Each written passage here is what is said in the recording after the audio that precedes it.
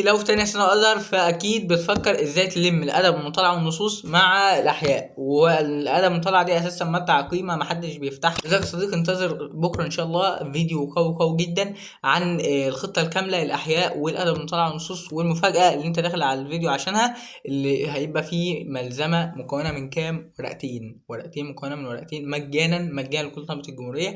فضل عز وجل هتكون لما الأحياء بالكامل في هذين الورقتين دول، ورقتين لا يخرج منهم امتحانك بفضل عز وجل. واسأل في الامتحانات اللي فاتت، الملازم بتاعتنا بفضل الله لا يخرج منها سؤال في امتحان ايا كان انت محطوطك ايه، وهيكونوا متاحين لكل طلبة الجمهورية. مش مطلوب منك يا صديقي دلوقتي غير انت لايك على الفيديو وتشترك في القناة، عشان اول ما ينزل فيديو التفصيل بكرة تشوفه بفضل الله عز وجل، يكون فيديو قوي قوي. وانتظروا كمان مفاجأة، بوشكاش محفوظ بيضحي وابو صلاح بيضحي، هنزل لكم فيديو لا تتجاوز من نص ساعة ازاي تستخدم الورقتين ليلة امتحانك وتعتمد عليهم بعد ربنا اعتماد بالكامل يا صديقي، عشان تخش تجيب ال20 من 20 في شوال. بس كده يا صديقي، شيل الفيديو كل اصحابك، سلام.